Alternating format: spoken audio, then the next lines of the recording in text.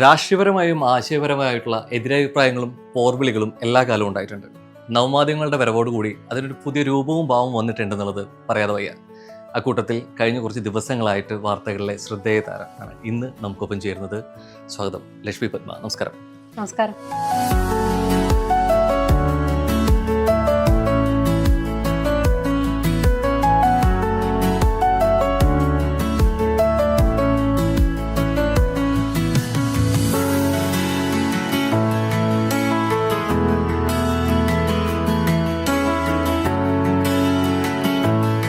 ഞാൻ എപ്പോഴും കുറേയേറെ വാർത്തകൾ ലക്ഷ്മിയിലൂടെയാണ് മറ്റുള്ളവർക്ക് എത്തിക്കൊണ്ടിരിക്കുന്നത്, അല്ലേ?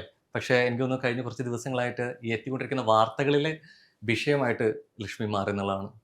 ഈ രണ്ട് മാറ്റത്തെ എങ്ങനെ നോക്കിക്കാണുന്നു? ഈ വാർത്തകൾ വന്നിട്ടുണ്ടോ അങ്ങനെ അത്തരത്തിൽ സമകാലിക വിഷയങ്ങളിലൂടെ ലോകക്ഷ നവമാധ്യമങ്ങളിലൂടെ നമ്മളെപ്പോഴും ഈ നവമാധ്യമങ്ങളിൽ കാണുന്ന പ്രയോഗത്തിന് പറയുന്ന ഒരു കാര്യമുണ്ട്. എപ്പോഴും ഈ വിവാദങ്ങളും വിമർശനങ്ങളായിക്കോട്ടെ, നവമാധ്യമങ്ങളിലാകുമ്പോൾ അതിന് പറയുന്ന ഒരു പ്രയോഗം ശരിക്കും എയറിലാണ് എന്നുള്ള രീതിക്കാണ്. അങ്ങനെ എയറിലാണ്. അതെ അതെ, അങ്ങനെയാണെങ്കിൽ പക്ഷെ ലക്ഷ്മിയോട് ആദ്യം ചോദിക്കുന്നു, എയറിന്ന് ഇറങ്ങിയോ ചോദിച്ചു തുടങ്ങിയിട്ടിരിക്കുന്നു. എയറിലാവുക എന്ന് പറഞ്ഞാൽ നമ്മളൊരു എന്താ പറയാ, എന്തെങ്കിലും പറഞ്ഞിട്ട് വിമർശനം ഏറ്റുവാങ്ങുക, അങ്ങനെയൊക്കെ എയറിലായിട്ടുണ്ട്, ആകാറുമുണ്ട്. ഇപ്പം ആയതിനെ എനിക്ക് എയറിലാവുക എന്ന് പറയുന്ന വാക്കുകൊണ്ട് ലഘൂകരിക്കണം എന്ന് തോന്നുന്നില്ല. സത്യത്തിൽ ഇതൊരു കുറച്ച് സീരിയസ് ആയിട്ടുള്ള ഒരു കാര്യം തന്നെയാണ്. പിന്നെ ഇവിടെ റോഹൻ പറഞ്ഞ പോലെ ഇതൊരു വാർത്തയിൽ ആയിട്ടുണ്ടോ ചോദിച്ചാൽ വാർത്തയിലില്ല. ഇപ്പോ സത്യത്തിൽ സംഭവിച്ചിരിക്കുന്നത് ഈ പറയുന്ന കാര്യങ്ങൾ ഒരു ഗോസിപ്പിംഗ് ആണ് നടന്നുകൊണ്ടിരിക്കുന്നത്. അതിൽ കൂടുതൽ അതൊരു വാർത്തയുടെ ലെവലിലേക്ക് കാര്യങ്ങൾ മാറണമെങ്കിൽ നമുക്ക് മുന്നിൽ എന്തെങ്കിലും തരം പരാതികൾ, അല്ലെ, അങ്ങനെ എന്തെങ്കിലും ആരെങ്കിലും അങ്ങനെ എന്തെങ്കിലും വേണം. ഇപ്പോ എന്തോ ഉള്ള അന്തരീക്ഷത്തിലെ ഒന്നാണ് ഇപ്പോ നമുക്ക് മുന്നിലുള്ള എന്തോ അന്തരീക്ഷത്തിൽ ഒന്നുണ്ട്. പക്ഷെ എനിക്ക് തോന്നുന്നു കുറച്ച് മുമ്പേ പലപ്പോഴും ഇപ്പൊ ഈ വാർത്തകളിൽ തന്നെ ഈ ഊഹാപോഹങ്ങളിൽ നിന്ന് അതായിട്ട് മാറാറുണ്ട്. ഇതിൽ നിന്നുള്ള തിരിച്ചറിവുകളിൽ നിന്ന് അത് മാറ്റപ്പെടാറുണ്ട്, അല്ലെ? ഇപ്പൊ ശരിക്കും എനിക്ക് തോന്നുന്നു ഈ സാറ്റലൈറ്റ് യുഗത്തിൽ നിന്ന് നവമാധ്യമങ്ങളിലോട്ട് വരുമ്പോഴുള്ള പ്രകടമായിട്ടുള്ള ഒരു മാറ്റങ്ങളിലൊന്ന് ഇതാണ്. ഈ ഊഹം ആർക്ക് വേണമെങ്കിലും ഒരു സൃഷ്ടിക്കാം, എന്ത് വേണമെങ്കിലും രൂപപ്പെടുത്താം എന്നുള്ള സ്ഥിതിയുണ്ട്. ഞാൻ പറഞ്ഞ ഇപ്പം ഇത് രണ്ടിനെയും കൂടി കൂട്ടി കുഴക്കേണ്ട കാര്യമില്ല എന്നാണ് തോന്നുന്നത്. ഇവിടെ സംഭവിച്ചിരിക്കുന്ന ഒരു കാര്യം തീർത്തും തെറ്റിദ്ധാരണാജനകമായി, വളരെ ദുരുദ്ദേശപരമായി ഒരാൾക്കെതിരെ നടത്തുന്ന വളരെ വൃത്തികെട്ട സൈബർ ബുള്ളിയിങ്. അതൊരു രാഷ്ട്രീയ ലക്ഷ്യമുണ്ടോ എന്ന് ചോദിച്ചാൽ ഉണ്ട് എന്ന് തന്നെ പറയേണ്ടി വരും. ആ കൈൻഡ് ഓഫ് പ്രതികരണങ്ങളാണ് വന്നുകൊണ്ടിരിക്കുന്നത്. അത് ആ കൈൻഡ് ഓഫ് ഗ്രൂപ്പുകളിലാണ് ഉള്ളത്. പക്ഷേ ഏതാണ് കൃത്യമായ സോഴ്സ്, ആരാണ് ഇതൊക്കെ പടച്ചുവിട്ടതെന്നൊന്നും നമുക്കറിയില്ല. പക്ഷെ ഇത് ഏറ്റെടുത്ത് കൊണ്ടാടുന്നത് ഒരു വിഭാഗം ആളുകളാണ് എന്ന് നമുക്കറിയാം. അതിന് ഞാൻ എന്തെങ്കിലും ഇടതെന്നോ വലതെന്നോ ഭേദമില്ല. അതൊരു തരം എന്താ പറയാ, സ്ത്രീകളെ തീർത്തും എന്തും പറയാം എന്ന് കരുതുന്ന അത്തരം ഒരു കഴുകൻ മനസ്സുള്ള കുറെ അധികം ആളുകളാണ്. അത് തീർത്തും തെറ്റിദ്ധാരണാജനകമായ കാര്യങ്ങളാണ് അവർ പ്രചരിപ്പിച്ച് വിടുന്നത് എന്നുള്ളതാണ്. ഇതിനകത്ത് എന്തെങ്കിലും അടിസ്ഥാനപരമായ ഒന്നും തന്നെ ഇല്ലാത്ത ഒരു കാര്യത്തെ മറ്റൊരു കാര്യത്തിന് വേണ്ടി അവർ ഉപയോഗിക്കുകയാണ് ചെയ്യുന്നത്. അതായത് ജനങ്ങളുടെ ഇടയിൽ മറ്റൊന്ന് അവർക്ക് ധരിപ്പിക്കാൻ വേണ്ടി ഇതിനെ ഉപയോഗിക്കുന്നു എന്നുള്ളതാണ്. എല്ലാ കാലവും അല്ലെങ്കിൽ രാഷ്ട്രീയ പാർട്ടിക്കെതിരെയാണെങ്കിലും നമ്മുടെ ഈ നേരത്തെ നമ്മൾ തുടക്കത്തിൽ പറഞ്ഞോളൂ, ഈ ആശയപരമായിട്ടുള്ള കാര്യങ്ങളാണെങ്കിലും എതിർപ്പ് അല്ലെങ്കിൽ അതിനെക്കുറിച്ച് ബലം കൂട്ടാൻ പലതരത്തിലുള്ള ആരോപണങ്ങൾക്ക് വിധേയമായിട്ടുണ്ട്, അല്ലെ? പലപ്പോഴാണെങ്കിൽ അതിലേക്ക് ഈ മാധ്യമ പ്രവർത്തകർ എന്നുള്ള രീതിയിലേക്ക് വരുമ്പോൾ അതിനെ കുറച്ചും കൂടി അതിന്റെ ഒരു കനത്ത ഭാഷ എപ്പോഴും, അല്ലെ, നമ്മൾ കണ്ടിട്ടുണ്ട് എപ്പോഴും സ്ക്രീനിലോട്ടും വാർത്തകളിലോട്ടും വരുമ്പോഴാണെന്നുണ്ടെങ്കിൽ പോലും. ഇപ്പൊ പറയുണ്ടായി ഈ മാധ്യമ പ്രവർത്തകയാണ്, അതിനപ്പുറത്തേക്ക് സ്ത്രീയാണ് എന്ന് പറയുമ്പോൾ അതിനെ കുറച്ചും കൂടിയും അതിനെ ബലം കൂട്ടേണ്ടിയിരിക്കുന്നു അല്ലെങ്കിൽ അത് കൂടി പോകുന്നു എന്നുള്ളത് എവിടേക്ക് ഒരു വിഷമത്തോട് കൂടി ചേർന്ന് പറയുന്ന പോലെ എനിക്ക് തോന്നി. ഇതിപ്പം ഇത് കേട്ടോണ്ടിരിക്കുന്ന ആളുകൾക്ക് ഈ വിഷയം എന്താണ് എന്ന് അറിയുമോ എന്നൊന്നും എനിക്കറിയില്ല. പക്ഷെ പറയണം എന്ന് തോന്നുന്നു. കാരണം ഒരു എയറിൽ ഇങ്ങനെ ഒരു കാര്യം നിൽക്കുന്നു, എന്താണെന്ന് ഇതുവരെ വാർത്തയോ കാര്യങ്ങളോ ഒന്നും വരുന്നില്ല. നമ്മൾ സാധാരണഗതിയിൽ അങ്ങനെ ഒരു സംഗതി വരുമ്പോൾ ആർക്കെങ്കിലും എന്തെങ്കിലും പറ്റിയിട്ടുണ്ടോ, ഏതെങ്കിലും മാധ്യമപ്രവർത്തകയ്ക്കോ ഇനി ആർക്കെങ്കിലും എന്തെങ്കിലും ശരിക്കും സീരിയസ് ആയി സംഭവിച്ചിട്ടുണ്ടോ എന്ന് പറയുന്ന ഒരു അന്വേഷണമാണ് ഉത്തരവാദിത്തപ്പെട്ട ഒരു സമൂഹം നടത്തേണ്ടത്. പക്ഷെ ഇവിടെ സംഭവിച്ചിരിക്കുന്നത് എന്താന്ന് വെച്ചാൽ, ആരാണ് ഓപ്പോസിറ്റ് നിൽക്കുന്ന ആൾ, ആരാണ് ആ ഇര എന്ന് പറയുന്നതിൽ ഒരു ഇക്കിളി കലർന്ന ഒരു ആകാംക്ഷയാണ്. ഉം. അപ്പോൾ അതിന് ആരെയും നമുക്ക് കിട്ടിയില്ല എങ്കിൽ, ആരും പരാതിയുമായി മുന്നോട്ട് വന്നില്ലെങ്കിൽ പെട്ടെന്ന് വീഡിയോ സെർച്ച് ചെയ്തിട്ട് Yeah. ഏതാണോ ഈ വ്യക്തി, ആരോപണം ഉയർന്ന വ്യക്തിയുമായി നല്ല വീഡിയോയോ ഫോട്ടോയോ എന്താണെച്ചാലും അതങ്ങോട്ട് എടുക്കുക.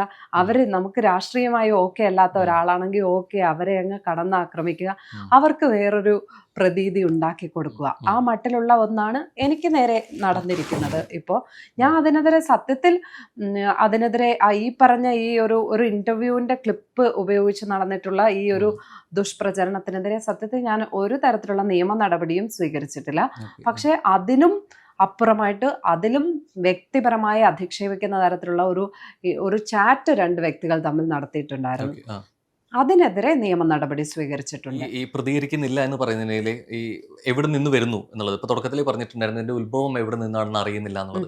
ഈ പ്രതികരിക്കാത്തതിനെ ഈ ആരോപിക്കുന്നവർ മുഖമില്ലാത്തവരാണ് എന്നുള്ളത് കൊണ്ടാണോ ശരിക്കും? അതെ, നമുക്ക് ഇവരുടെ ഒന്നും പുറകെ നടന്നിട്ട് ഇങ്ങനെ പറഞ്ഞുകൊണ്ടിരിക്കാൻ നേരമില്ല. ഈ പറയുന്ന ആളുകളാണെങ്കിൽ അവർക്ക് ചിലപ്പോൾ ഇത് മാത്രമായിരിക്കും പണിയുള്ളത്. അവരിതിങ്ങനെ ചെയ്തുകൊണ്ടിരിക്കും. എല്ലാത്തിനും നമുക്ക് കയറി അവരെ നേരിടാനും അവരെ ആ അർത്ഥത്തിൽ ഇതാക്കാനും. അപ്പം നമ്മുടെ കയ്യിലുള്ള ഒരു വളരെ പവർഫുൾ ആയിട്ടുള്ള ഒരു മീഡിയം നമ്മുടെ കയ്യിലുണ്ട്. ഇപ്പം ഇങ്ങനത്തെ ഒന്നും വാർത്തകൾ നമുക്ക് വെറുതെ നമ്മുടെ വാർത്തയിൽ കൊടുത്ത് അവിടെ ഒരു സ്പേസ് ഇത്തരക്കാർക്ക് ഉണ്ടാക്കി കൊടുക്കേണ്ട ആവശ്യമില്ല.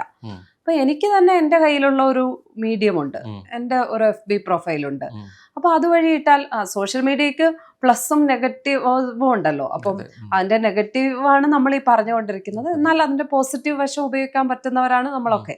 അപ്പൊ അതിന്റെ ആ പോസിറ്റീവായ വശം ഉപയോഗിച്ച് അതിനെ അതുവഴി തന്നെ നേരിടുക എന്നുള്ളതേ ഉള്ളൂ. ഇതിനൊന്നും കൂടുതൽ നമ്മൾ മറുപടി പറയേണ്ടയോ അല്ലെങ്കിൽ അതിനൊരു അർത്ഥമില്ല എന്നാണ് തോന്നുന്നത്. അതിന്റെ കാര്യവുമില്ല. ഞാൻ പറഞ്ഞ 4 വരിയിൽ തന്നെ അതിനകത്ത് എല്ലാം ഉണ്ട്. അതെനിക്ക് തോന്നുന്നു പുറമേക്ക് കാണുന്ന എല്ലാവർക്കും മനസ്സിലാകുന്ന ഒരു കാര്യം തന്നെയാണിത്. തുടക്കത്തിൽ ഈ വാർത്ത വരുന്ന സമയത്ത് ആരും പേരെടുത്ത് പറയുകയോ അല്ലെങ്കിൽ ആരോപിക്കുകയോ ഉണ്ടായിരുന്നില്ല. പിൽക്കാലത്ത് ഇതിലോട്ട് വരുന്ന വാർത്തകൾ വരുന്ന ദിവസങ്ങളിലോട്ട് മാറുമ്പോൾ അത് ഉപതെരഞ്ഞെടുപ്പിലേക്ക് പോകുന്നു, അതിൽ വിജയം നേടിയ വ്യക്തിയിലേക്ക് പോകുന്നു, സ്വാഭാവികമായിട്ട് രാഹുൽ മാങ്കൂട്ടത്തിലേക്ക് വരുന്ന ചോദ്യങ്ങൾ നേരിടാൻ തയ്യാറായി വരുന്നു എന്നുള്ളതാണ്. അതിനപ്പുറത്തേക്ക് മാധ്യമപ്രവർത്തകയാണ് ഇത് വരുമ്പോഴാണ് വിഷ്വൽസിന്റെ എടുത്ത് കട്ട് ചെയ്ത് അതിന് ഈ വാർത്തയോടൊപ്പം ചേർത്ത് വെച്ചിട്ട് വരുന്നത്. ശരിക്കും ഇതിൽ ഏറെ ആരാണ്? രാഹുൽ മാങ്കൂട്ടത്തിലാണോ അതോ ലക്ഷ്മിയാണോ ശരിക്കും ഇരയാക്കപ്പെട്ടത്? ആര് ശരിക്കും? അല്ല, രാഹുലിന്റെ കാര്യം നമുക്ക് മാറ്റിവെക്കാം. കാരണം മറ്റൊരു വ്യക്തിക്കെതിരെ വന്നിട്ടുള്ള ആരോപണങ്ങളായി ഏറിൽ നിൽക്കുകയാണ്. അതിലൊരു പരാതി വരാത്തിടത്തോളം നമുക്കൊന്നും പറയാൻ പറ്റില്ല, ഒന്നും പറയേണ്ട ആവശ്യമില്ല ഈ ഘട്ടത്തിൽ. ആർക്കെങ്കിലും എന്തെങ്കിലും ബുദ്ധിമുട്ട് നേരിട്ടിട്ടുണ്ടെങ്കിൽ ഉറപ്പായും അവര് അത് പോലീസിനെ സമീപിക്കണം എന്നുള്ളതാണ്. ഇവിടെ ഈ ഒരു വിഷയത്തിൽ വ്യക്തിപരമായി എന്നെ വലിച്ചഴച്ച് അതിനകത്ത് ഒരു സൈബർ സ്പേസ്, ഞാൻ ഇര എന്ന് പറയുന്ന വാക്ക് ഉപയോഗിക്കുന്നില്ല, പക്ഷെ അതിൽ എന്നെ ബുദ്ധിമുട്ടിച്ചിട്ടുണ്ട് കുറച്ചു നേരത്തേക്ക്. ആദ്യം ഞാനിതൊരു തമാശയായിട്ടാണ് കണ്ടത്. ഞാൻ ആദ്യം പൊട്ടിച്ചിരിച്ചു ഇത് കണ്ടിട്ട്. ഇതെന്താ കൊള്ളാലോ, ഇതിപ്പോ എന്റെ നേർക്ക് തിരിക്കാനാണോ ഇത് എന്ന് ഞാൻ ഇങ്ങനെ ചോദിച്ചപ്പോ ആദ്യം എനിക്കത് അങ്ങനെ ഓടിയത് പോലും ഇല്ല. പക്ഷെ ഒരുപാട് പേര് ഇങ്ങനെ അയച്ചു തന്നപ്പോഴാണ് ഇതിലേക്ക് കണക്ട് ചെയ്യാനാണ് എന്ന് വിചാരിച്ചത്. ഞാൻ 40 വയസ്സായ സ്ത്രീയാണ്. എനിക്ക് +1 പഠിക്കണ ഒരു മകനുണ്ട്.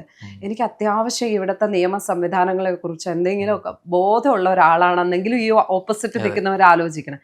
എനിക്കെതിരെ എന്തെങ്കിലും വന്നാൽ നേരെ പോലീസിൽ പോയി പരാതിപ്പെടാനുള്ള ആർജവം എനിക്കുണ്ട്. എനിക്ക് ഒന്നും നോക്കാനില്ല സത്യത്തിൽ.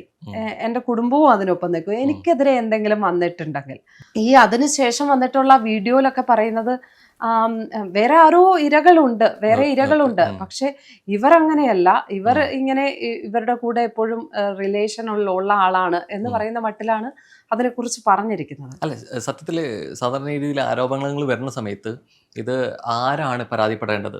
നേരത്തെ പറഞ്ഞ വാക്കുകൾ കടമെടുക്കുകയാണെങ്കിൽ ആ പരാതിപ്പെടൽ ഉണ്ടാവണം. ഇതെവിടെ സംഭവിക്കുന്നില്ല. അല്ല, നമ്മുടെ സമൂഹത്തിൽ ആർക്കെങ്കിലും തരത്തിൽ എന്തെങ്കിലും തരം അബ്യൂസ് നേരിട്ടിട്ടുണ്ടെങ്കിൽ അത് നേരിടാൻ സംവിധാനങ്ങളുണ്ട്.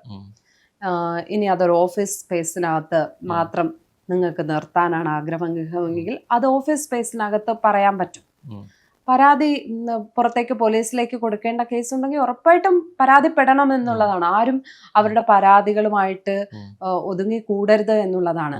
ഇവിടെ ഇപ്പോൾ സംഭവിച്ചിരിക്കുന്ന കാര്യങ്ങളിൽ ആർക്കെങ്കിലും പരാതിപ്പെടാൻ തോന്നിയിട്ടുണ്ടെങ്കിൽ തന്നെ ഇനി എന്തെങ്കിലും വിഷയമുണ്ട്, ഇപ്പൊ നാളെ ഒരു രാഷ്ട്രീയ നേതാവിനെതിരെ ഒരു പെൺകുട്ടിക്ക് പരാതിപ്പെടണമെങ്കിൽ ചിലപ്പോൾ അവരൊന്ന് പിന്നോട്ട് പോകുന്ന സാഹചര്യമാണ് ഉണ്ടായിരിക്കുന്നത്. കാരണം വളരെ മുതിർന്ന, നമുക്കൊക്കെ ഇടയിലുള്ള വളരെ മുതിർന്ന, സോഷ്യൽ മീഡിയയിലൊക്കെ ഒരുപാട് ഫോളോവേഴ്സ് ഉള്ള ഒരു ഇടത് സഹയാത്രികൻ തന്നെ ആദ്യമായിട്ട് ഈ കേസിനെ കുറിച്ച് അറിഞ്ഞ പാടെ ഇട്ടിരിക്കുന്ന റേഡിയോ മാങ്കോ നാട്ടിലെങ്ങും പാട്ടായേ എന്നാണ്. ഒരിക്കലും ചെയ്യാൻ പാടില്ലാത്ത കാര്യമാണ്. നിങ്ങൾ ഓപ്പോസിറ്റ് നിൽക്കുന്ന ആ അതിജീവിതയായ പെൺകുട്ടിയെ കുറിച്ച് ആലോചിക്കണം. അവർക്ക് നാളെ പരാതിയുമായി വരണമെങ്കിൽ നിങ്ങൾ ഇങ്ങനെയാണ് ഇതിനെ സെലിബ്രേറ്റ് ചെയ്യാൻ ഉദ്ദേശിക്കുന്നതെങ്കിൽ ഈ സമൂഹത്തിലേക്ക് ആ പെൺകുട്ടി എങ്ങനെ പരാതിയുമായി പോകും? അപ്പൊ അത് ഒരു മെച്ചുവേർഡ് ആയിട്ടുള്ള സമൂഹം ചെയ്യേണ്ടതല്ല. ഇങ്ങനെ ഓപ്പോസിറ്റ് നിൽക്കുന്ന ആളെ ഇങ്ങനെ ഒരുതരം ഇക്കിളിപ്പെടുത്തുന്ന ഭാഷയിൽ ഇങ്ങനെ പറയുക. ഇങ്ങനൊരു വിഷയം വരുന്നു, ആരോപണം വരുന്നു, ഒരു പക്ഷേ MLA ആയിട്ടുള്ള ചാനൽ ചർച്ചകളാണെങ്കിലും പ്രോഗ്രാമിലാണെങ്കിലും വരുന്നത് ലക്ഷ്മി പത്നിയായിട്ട് മാത്രമല്ല അല്ലെ, കുറെ അധികം ജേർണലിസ്റ്റുകളായിട്ടൊക്കെ സ്ക്രീൻ ഷെയർ ചെയ്തിട്ടുണ്ട്, അല്ലെങ്കിൽ അത്ര പ്രോഗ്രാമുകളുടെ ഭാഗമായി ഇങ്ങനെ ആരോപണം വരുന്നു, പേര് ആരും എടുത്തു പറയുന്നത്. എന്തുകൊണ്ടാണ് ലക്ഷ്മിക്കായിട്ടുള്ള ഈ ഫോട്ടോ ഷെയർ ചെയ്തിട്ട് അതിലേക്ക് എത്താനുള്ള ഒരു കാരണം എന്താണ്?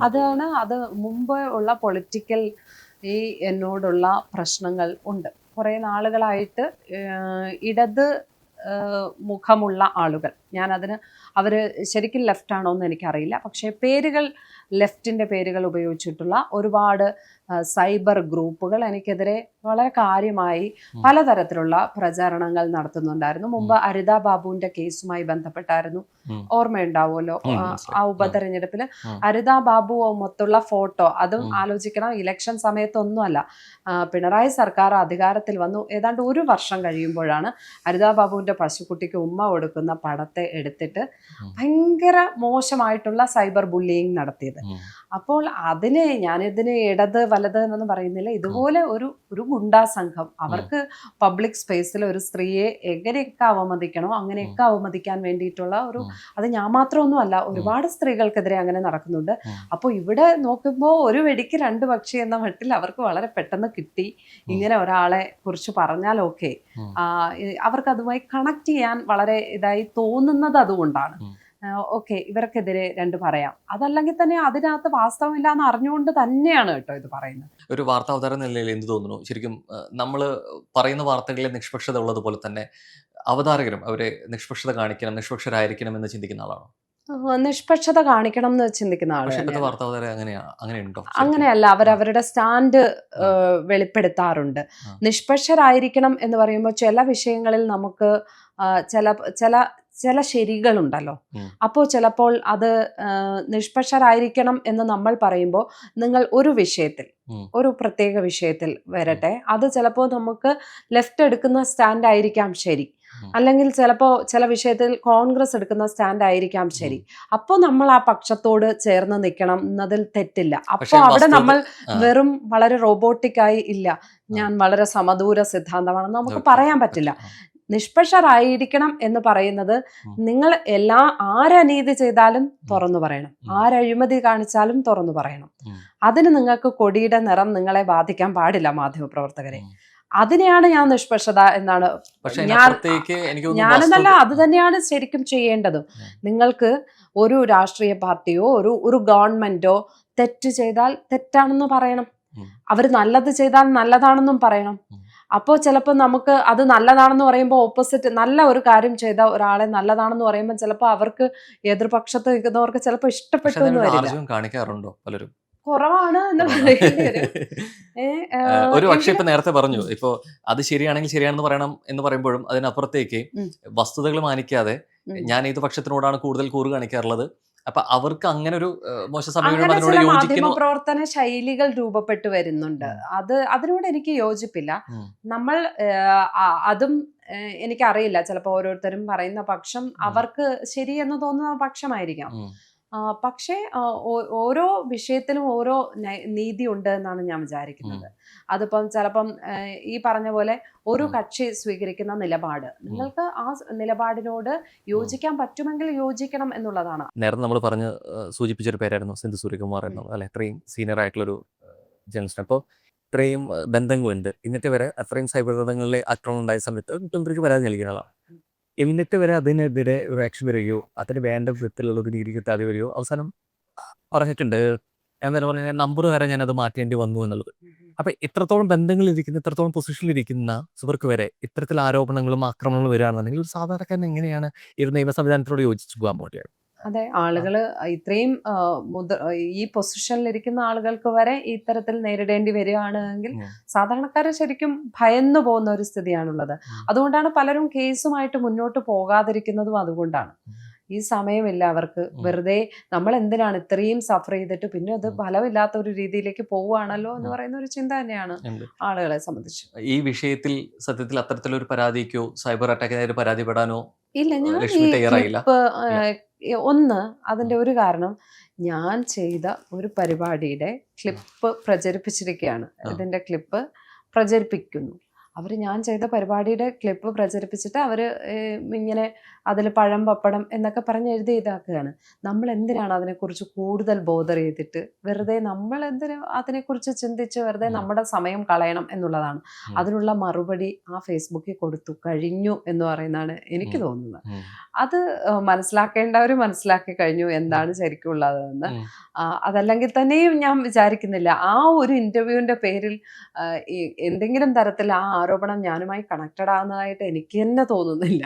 അങ്ങനെ എന്തെങ്കിലും ഒരു ചിന്ത ആർക്കും വരും എന്ന് എനിക്ക് തോന്നുന്നില്ല. അതുകൊണ്ട് വെറുതെ അതിന്റെ മേലെ സമയം കളയാൻ ഞാനില്ല.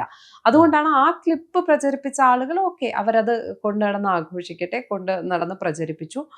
അതിന് ഈ പറഞ്ഞ പോലെ നിയമത്തിന്റെ ചില ലൂപ്പ് ഹോളിലൂടെ അവർ രക്ഷപ്പെടുകയും ചെയ്യും. അവര് ഇപ്പൊ ഞങ്ങൾ വേറൊരു അർത്ഥത്തിലാണ് അത് പ്രചരിപ്പിച്ചത്, അതല്ലെങ്കിൽ ഞങ്ങൾക്ക് വളരെ രസമായി. ഞാൻ തന്നെ ഒരു പയ്യനെ വിളിച്ചു, കണ്ണൂരുള്ള ഒരു പയ്യൻ ഇതിങ്ങനെ ഈ വീഡിയോ ഇട്ടിരിക്കുന്നു. ഞാൻ വളരെ ചെറുപ്പക്കാരനായിട്ടുള്ള ഒരു പയ്യൻ, 15K ഫോളോവേഴ്സ് അങ്ങോട്ട് ഉണ്ട്. അപ്പൊ ഞാൻ ചുമ്മാ ഒരു കൗതുകത്തിന് എന്തിനാണ് നീ എന്താ ശരിക്കും ഉദ്ദേശിച്ച ഈ വീഡിയോ ഇട്ടതുകൊണ്ട്. അപ്പൊ അവൻ പറഞ്ഞത്, ഞാൻ മറ്റേ വയനാട് വീട് കൊടുക്കാത്തപ്പം എനിക്ക് അറിയാം ഇത് മാറ്റിയാണ് പറയുന്നത്, പക്ഷെ എങ്കിലും പറഞ്ഞത് വയനാട്ടില് ദുരന്തബാധിതർക്ക് വീട് വെച്ചു കൊടുക്കാന്ന് പറഞ്ഞ് അവരെ പറ്റിച്ച ആളെ മാധ്യമങ്ങൾക്ക് വിമർശിക്കാൻ വയ്യ, അവരുടെ കൂടെ ഇരുന്ന് സദ്യ കഴിക്കുകയാണ് എന്ന് പറയാൻ വേണ്ടിയിട്ടാണ് ഞാൻ ആ വീഡിയോ ഇട്ടത് എന്ന് പറയുന്നു. ഇങ്ങനെയൊക്കെ ഉള്ള വാദങ്ങളോട് നമ്മൾ എന്തിനു വെറുതെ തർക്കിച്ച സമയം കളയണം? അതിന്റെ ആവശ്യമില്ല. പക്ഷെ നമ്മുടെ പേരെടുത്ത് പറഞ്ഞ് അനാവശ്യം പറയുന്ന ആൾക്കെതിരെ ഉറപ്പായിട്ടും അത് ചിലപ്പം നമുക്ക് സൈബർ സ്പേസിലെ അതിക്രമങ്ങളെ നേരിടുമ്പോൾ കുറച്ച് ബുദ്ധിപൂർവമായി ചെയ്യേണ്ട കാര്യം ചെറിയ കേസൊക്കെ വിട്ടുകളയണം എന്നുള്ളതാണ്. പിന്നെ തീർത്തും നമുക്ക് നമ്മളെ അത്രയധികം ക്രിമിനൽ ആക്ടിവിറ്റീസ് ചെയ്യുന്നവരുണ്ടാവും. ഭയങ്കരമായ ഇപ്പൊ തന്നെ ഈ വീഡിയോ എടുത്ത് പ്രചരിപ്പിക്കാൻ ഈ ഗ്രൂപ്പുകൾക്ക് ഇട്ടുകൊടുത്തത് ആരാണ് എന്ന് നമുക്ക് കണ്ടുപിടിക്കാൻ പറ്റുവാണെങ്കിൽ ശരി, അയാൾക്കെതിരെ നിയമ നടപടി സ്വീകരിക്കാം. അതല്ല, ഈ വീഡിയോയുടെ ബേസിൽ നടത്തിയ, ഞാൻ പറഞ്ഞില്ലേ, വളരെ അപകീർത്തികരമായ ഒരു പരാമർശം, ഒരു മുൻ മാധ്യമ പ്രവർത്തകനായിരുന്നു അയാൾ, ജയ്ഹിന്ദ് ഉണ്ടായിരുന്ന ഒരാൾ. ആ വ്യക്തിയും വേറൊരാളും കൂടി ഇരുന്ന്, ഒരു സാമൂഹ്യ നിരീക്ഷകൻ ഉള്ള മട്ടിൽ മറ്റൊരാളും കൂടി ഇരുന്നു തീർത്തും അശ്ലീല പരാമർശം നടത്തുകയാണ്. എൻ്റെ പേരെടുത്ത് പറഞ്ഞിട്ട്, ഇപ്പൊ ലക്ഷ്മി പത്മ എന്നുള്ളതിന് ലക്ഷ്മി താമര എന്നൊക്കെ പറഞ്ഞിട്ട് ഇങ്ങനെ പറഞ്ഞുകൊണ്ടിരിക്കുകയാണ്. അവർക്കെതിരെ എനിക്ക് നിയമ നടപടി സ്വീകരിക്കണം എന്ന് തോന്നി. ഞാൻ കൊണ്ടുപോയി കേസ് കൊടുത്തു. ഈ വാക്കുകളിലെ പ്രത്യേകിച്ച് ഫേസ്ബുക്ക് പ്രതികരണത്തിൽ വന്നിട്ടുള്ളതിൽ ഏറ്റവും ശ്രദ്ധേയമായിട്ടൊരു വരി ഏറ്റവും അവസാനമാണ്. അതിൽ നമ്മൾ സാധാരണ രീതിയിൽ തന്തയില്ലായ്മ പ്രയോഗമാണ് കൂടുതൽ കണ്ടിട്ടുള്ളത്. പക്ഷെ ഇതിൽ തള്ളയില്ല എന്നുള്ള രീതിയിലേക്ക് പറയുന്നത് എനിക്ക് പക്ഷെ ആദ്യമായിട്ടാണ് ഇത്ര പ്രയോഗം കാണുന്നത്. എന്താ ശരിക്കും മലയാളത്തിന് പുതിയൊരു വാക്ക് സമ്മാനിക്കും. തന്തയില്ലായ്മ എന്ന് പറയുന്നത് ഒരു ഭയങ്കര ഒരു സ്ത്രീയെ ഒരു സ്ത്രീ വിരുദ്ധ പരാമർശമായിട്ടാണ് ഞാൻ അതിനെ കാണുന്നത്. ഒരു സ്ത്രീയെയാണ് അതിനകത്ത് ലക്ഷ്യമിടുന്നത്, അല്ലേ? തന്തയില്ലായ്മ എന്ന് പറഞ്ഞാൽ എന്താ ഉദ്ദേശിക്കുന്നത്? അത് എന്ന് മാത്രമല്ല, അതൊരു തരം ഒരു ആണിന് ഭയങ്കര തന്ത ഉണ്ടായിരിക്കണം. ഞാൻ വിചാരിക്കണം പലപ്പോഴും തന്തയല്ല, തള്ള വേണം. തള്ളയെ കുറിച്ചൊരു കരുതൽ വേണം. അല്ലെങ്കിൽ തള്ള കുറച്ചുകൂടി പറഞ്ഞു കൊടുക്കുമ്പോഴാണ് അമ്മക്കൊക്കെ കുറച്ചുകൂടി കാര്യങ്ങൾ മനസ്സിലാവുന്നത്. എനിക്കൊന്ന് ഒരു പക്ഷെ ആ പ്രയോഗം വരുന്നത് ശരിക്കും അങ്ങനെയല്ലോ. കാരണം ഒരു പക്ഷെ മക്കളെ അമ്മയാണെന്നുള്ളത് ആരാന്നുള്ള അറിയാൻ, പക്ഷെ ഒരു പക്ഷെ മുൻപ് നമുക്ക് പ്രത്യേകിച്ച് കൂടുതൽ ഈ സിനിമകളിലൂടെ ഒക്കെ വന്നുള്ള കാര്യം എന്റെ തന്ത ആരാന്ന് എനിക്ക് അറിയോടാ എന്നുള്ള പ്രയോഗത്തിൽ നിന്നാണ് ഒരു പക്ഷെ ഇത് വരുന്നത് തോന്നുന്നു. അല്ലാതെ ഒരു സ്ത്രീ പുരുഷ ഇത് പക്ഷെ അതൊരു പാട്രിയാർക്കൽ സമൂഹത്തിന്റെ ഒരു ഉൽപ്പന്നമാണ് ആ വാക്ക് തന്തയില്ലായ്മ എന്ന് പറയുന്നത്. പക്ഷെ തള്ളയില്ലാത്ത പണിയല്ലേ കാണിച്ചതെന്ന് പറഞ്ഞാൽ തള്ള വേണം പറഞ്ഞു കൊടുക്കാൻ അമ്മക്കൊക്കെ എന്ന് ഞാൻ എപ്പോഴും വിചാരിക്കാറുണ്ട്. ഞാൻ ഒരു പയ്യനെ വിളിച്ചു എന്ന് പറഞ്ഞില്ലേ, ആ പയ്യനോട് ഞാൻ ചോദിച്ചു, മോനെ നിന്റെ അമ്മയാണ് ഈ ഇന്റർവ്യൂ നടത്തണമെങ്കിൽ നീ ഇങ്ങനെ ഷെയർ ചെയ്യോ? ഇങ്ങനെ ഒരു ആരോപണം വരുമ്പോ നീ നിന്റെ അമ്മയുടെ ഇന്റർവ്യൂ ഷെയർ ചെയ്യോ? അതെന്നെ വെറുതെ അമ്മയെ വിളിക്കുവാണ് നിങ്ങൾ ചെയ്യണേ? അല്ലല്ല, അമ്മയെ വിളിക്കണല്ല, നീ നിന്റെ അമ്മയെ ആ പൊസിഷനിൽ നിർത്തി ആലോചിച്ച് നോക്കണം. ഉം. അപ്പൊ നിങ്ങൾ ആലോചിക്കും, ഓ ഞാനത് ചെയ്യോ? ഇല്ല, ഉം. ചെയ്യില്ല. ഉം. അപ്പൊ ഓരോരുത്തരും സ്വന്തം അമ്മയെ കുറിച്ച് വിചാരിച്ചാൽ എനിക്ക് തോന്നണു കുറെയൊക്കെ സമൂഹം നന്നാവുമെന്ന് ഞാൻ എപ്പോഴും വിചാരിക്കാറുണ്ട്. പോയ കാല വാർത്തകളിൽ ഏറ്റവും കൂടുതൽ ചർച്ച ചെയ്ത വിഷയമാണ് ചക്കക്കൊമ്പനെ കുറിച്ചിട്ട്. പക്ഷെ ലക്ഷ്മിക്ക് ചക്കക്കൊമ്പനായിട്ട് എന്താ ശരിക്കും ബന്ധം? കാരണം ചക്കയോടുള്ള അമിതമായിട്ടുള്ള പ്രേമം ഉണ്ട് എന്നുള്ള രീതിയിലേക്ക് നമുക്ക് അറിയാം, പോസ്റ്റുകളിലൂടെയും ഒക്കെ എന്നുള്ളത്. എന്താണ് ഇത്രയും ചക്ക പ്രേമം? എന്താണ്? ചക്ക എനിക്ക് ഭയങ്കര ഇഷ്ടമാണ്. എല്ലാവർക്കും ചക്ക ഇഷ്ടമല്ലേ? സത്യത്തിൽ തീർച്ചയായിട്ടും യോജിക്കുന്നു. അപ്പൊ ചക്ക എനിക്ക് ഭയങ്കര ഇഷ്ടമാണ്. അപ്പൊ നമ്മള് ഫേസ്ബുക്ക്, പിന്നെ ഞാൻ നമ്മള് ഈ ഭയങ്കര സീരിയസ് ആയ കണ്ടന്റും ഇത് മാത്രം FB-ലൊക്കെ ഷെയർ ചെയ്യണേക്കാളും കുറച്ച് ഞാൻ ശരിക്കും ഫേസ്ബുക്കിനെ കുറച്ചൊരു ഭയങ്കര ലെഷർ, കുറച്ചുകൂടി ഒരു എന്റർടൈനിങ് സ്പേസ് ആയിട്ടാണ് കാണുന്നത്, പ്ലാറ്റ്ഫോം ആയിട്ടാണ് കാണുന്നത്. അത് സീരിയസ് ആയ കാര്യങ്ങൾ എഴുതും, എല്ലാം ചെയ്യും. അതിനും അപ്പുറം എനിക്ക് അതിനകത്ത് കുറെ ഫ്രണ്ട്സ് ഒക്കെ ഉണ്ട്. അപ്പൊ നമ്മൾ ചക്കയുടെ പടം ഇടുമ്പോൾ ചക്ക ഇഷ്ടമുള്ള ആളുകൾ വന്ന് താഴെ എഴുതും. കയ്യിലെടുക്കാൻ കുറച്ച് ചക്ക കൊണ്ടുവന്നാലും കൈക്കൂലി വാങ്ങിയില്ലായിരിക്കാം, പക്ഷെ കുറച്ച് ചക്ക കൊടുത്ത് കയ്യിലെടുക്കാൻ പറ്റുമെന്ന് എനിക്ക് ഇടയ്ക്ക് FB-ൽ കണ്ടൊരു പോസ്റ്റ് ആയിരുന്നു. അതിൽ ഞാൻ കണക്ട് ചെയ്ത വെച്ചാൽ വേണമെങ്കിൽ ചക്ക വേരിലും കായ്ക്കുന്നുള്ളത് നമ്മൾ പണ്ടേ പറയാനുള്ള പ്രയോഗമാണ്. പക്ഷെ വേരിൽ കാച്ച ചക്കയോട് കൂടിയിട്ടാണ് ആ ഫോട്ടോ കാണിച്ചത്. ലക്ഷ്മിയുടെ ലൈഫിനോട് കണക്ട് ചെയ്യുമ്പോൾ വേണമെങ്കിൽ ലക്ഷ്മി ഇങ്ങനെയും പ്രതികരിക്കും എന്നുള്ളത് കണക്ട് ചെയ്യാൻ പറ്റുമോ? എങ്ങനെയാ വാക്കിനോട് കണക്ട് ചെയ്യാൻ പറ്റുക? വേണമെങ്കിൽ പിന്നെ അങ്ങനെ വേണമെങ്കിൽ എന്താ, വേണമെങ്കിൽ ഞാൻ നന്നായി പണിയെടുക്കും, അത്ര തന്നെ. പൊതുവെ കുറവാണോ പണിയെടുക്കില്ലേ? അല്ല, നന്നായി ജോലി ചെയ്യുന്ന ഒരാളായിട്ട് എനിക്ക് അത്യാവശ്യം നന്നായി ജോലി എടുക്കാൻ ആഗ്രഹമുള്ള ആളാണ്. നന്നായി ജോലി വർക്കഹോളിക് ആയിട്ടുള്ള ഒരാള് തന്നെയാണ് ഞാൻ. നേരത്തെ പറഞ്ഞു എനിക്ക് കുറച്ചും കൂടി നർമ്മം ചാലിച്ച് സംസാരിക്കുന്നതിനോടാണ് ഇഷ്ടം. അത്തരത്തിലൊരു ഫേസ്ബുക്ക് പ്ലാറ്റ്ഫോമിലെ കാണുന്നത് തമാശയൊക്കെ പറഞ്ഞിട്ട് ആണ്, ചളിയൊക്കെ അടിച്ചിട്ട് ഫുൾ ചളിയാണ് സത്യത്തിൽ. പക്ഷെ പലപ്പോഴും ലക്ഷ്മി അവതരിപ്പിക്കുന്ന വാർത്തകൾ ഭയങ്കര ഗൗരവമുള്ളതാണ് ചെയ്യുന്നത്. നമുക്ക് ഒരു തമാശ ഇല്ല. അപ്പൊ ശരിക്കും ഈ വാർത്തകൾ ആളുകളിലേക്ക് ഇങ്ങനെ എത്തണം, അല്ലെങ്കിൽ ഇവർ ഈ രീതിക്ക് എടുക്കണം എന്നൊരു ഇന്റൻഷനോട് കൂടിയിട്ട് ബോധപൂർവമായിട്ട് അനാവശ്യമായിട്ടുള്ള ഒരു ബാക്ക്ഗ്രൗണ്ട് സ്കോഴ്സും ഇതിന്റെ ഒരു വേ ഓഫ് ടോക്കിംഗ് സ്റ്റൈൽ, അതിന്റെ ഒരു വോയിസ് മോഡുലേഷൻ ഒക്കെ പിടിച്ച് ബോധപൂർവമായിട്ടുള്ളൊരു ഭീകരത സൃഷ്ടിക്കാറുണ്ടോ? ഭീകരതയല്ല, നമ്മളൊരു വാർത്ത ഗൗരവത്തോടെ പ്രസന്റ് ചെയ്യേണ്ട വാർത്തകൾ ഗൗരവത്തോടെ പ്രസന്റ് ചെയ്യണം എന്ന് പറയുന്ന അഭിപ്രായമാണ് എനിക്കുള്ളത്. അതിപ്പോ ചിലപ്പം മ്യൂസിക്കിന്റെ സഹായത്തോടെ ചില വിഷ്വൽ സ്റ്റോറികളെ നിങ്ങൾക്ക് കുറച്ചുകൂടി ആളുകളിലേക്ക് ആഴത്തിലെത്തിക്കാൻ പറ്റുമെങ്കിൽ, ആ ഗൗരവത്തിലെത്തിക്കാൻ പറ്റുമെങ്കിൽ ആ മ്യൂസിക് ഒക്കെ ഇട്ട് തന്നെ എത്തിക്കുന്നത് അതൊന്നും തെറ്റല്ല. അതൊക്കെ പുതിയ കാലത്ത് നമുക്കറിയാം, ഈ ഇൻസ്റ്റയും ഇതും ഒക്കെ കണ്ട്, അല്ലെങ്കിൽ ഈ OTT പ്ലാറ്റ്ഫോംസും ഒക്കെ ആക്സസ് ചെയ്യുന്ന മനുഷ്യരാണ്, അവരിലേക്കാണ് നമ്മൾ വാർത്ത എത്തിക്കുന്നത്. അപ്പൊ ആരും ഒരു പഴയ സ്റ്റൈലൊന്നും ആഗ്രഹിക്കില്ല. കാര്യങ്ങളെ റിയലിസ്റ്റിക് ആയി വേണം, ചിലപ്പോൾ കുറച്ച് സിനിമാറ്റിക് ആയി കൊടുക്കേണ്ടി വരും അവരിലേക്ക് വാർത്ത. അപ്പൊ അങ്ങനെ തന്നെയാണ് അത് വളരെ നമ്മൾ ഒരു കാലത്തിനനുസരിച്ച് നവീകരിക്കണം എന്ന് പറയണമല്ലോ. അത് തന്നെയാണ് അവിടെയും വാർത്തയുടെ കാര്യത്തിലും സംഭവിച്ചിരിക്കുന്നത്. അത് തന്നെയാണ്, ആ നവീകരണം തന്നെയാണ്. നേരത്തെ നമ്മൾ പറഞ്ഞു നിഷ്പക്ഷതയെ കുറിച്ച് പറഞ്ഞുകൊണ്ട് തന്നെ ചോദിക്കുകയാണ്, പലപ്പോഴും രാഷ്ട്രീയപക്ഷമായിട്ട് പക്ഷം ചേരുന്ന ചാനലുകൾ നമ്മൾ കണ്ടിട്ടുണ്ട്, പരാമർശിക്കാറുണ്ട്. ഇതൊന്നുമല്ല നിഷ്പക്ഷമാണെന്ന് പറയുമ്പോഴും അവിടുത്തെ വാർത്താ അവതാരകർ തന്നെ തങ്ങളുടേതായിട്ടുള്ള രാഷ്ട്രീയ താല്പര്യങ്ങളും അല്ലെങ്കിൽ കക്ഷി രാഷ്ട്രീയം തുറന്നു പറയുകയും അതിനോട് അനുകൂലമായുള്ള വാർത്തകളിലേക്ക് പോവുകയും ചെയ്യുന്നു പറഞ്ഞു. എവിടെയാണ് കക്ഷി രാഷ്ട്രീയം തുറന്നു പറയരുത് എന്നുള്ളത് തന്നെയാണ്. അതല്ലെങ്കിൽ ആ കക്ഷി രാഷ്ട്രീയത്തിന് അവരുടെ വ്യക്തിപരമായ ഒരു രാഷ്ട്രീയ താല്പര്യത്തിനനുസരിച്ച് ആ വാർത്തയെ ഡീവിയേറ്റ് ചെയ്യുകയോ ആ വാർത്തയ്ക്ക് ആ നിറം കൊടുത്ത് കമന്റ് ചെയ്യുകയോ ചെയ്യരുതെന്ന് തന്നെയാണ് എൻ്റെ അഭിപ്രായം. ഞാൻ പറയുന്നത്, ഒരു ശരി പക്ഷമുണ്ടെങ്കിൽ ആ പക്ഷം പിടിക്കാൻ നമുക്ക് പറ്റണം, അല്ലെങ്കിൽ ആ കക്ഷി രാഷ്ട്രീയത്തിന്റെ കണ്ണിലൂടെ അല്ലാതെ നമുക്ക് ആ വാർത്തയെ കാണാൻ പറ്റണം. ഒരു നീതിയുടെ പക്ഷം ഉണ്ടാവും എപ്പോഴും ഒരു വാർത്തയ്ക്ക്. അപ്പോൾ അതങ്ങനെ തന്നെ പോട്ടെ. ഒരു ഉയർന്ന ശബ്ദമായിട്ട് പ്രതികരിക്കേണ്ട സമയത്ത് മുഖമില്ലാത്തവരോട് പ്രതികരിക്കില്ല എന്ന് പറയുമ്പോഴും ഇത്തരം ശബ്ദങ്ങളിലൂടെ മറ്റുള്ളവർക്ക് മാതൃകാപരമായിട്ടുള്ള വഴിവെട്ടിക്കട്ടെ, തുടരട്ടെ. All the very best. Okay, thank U.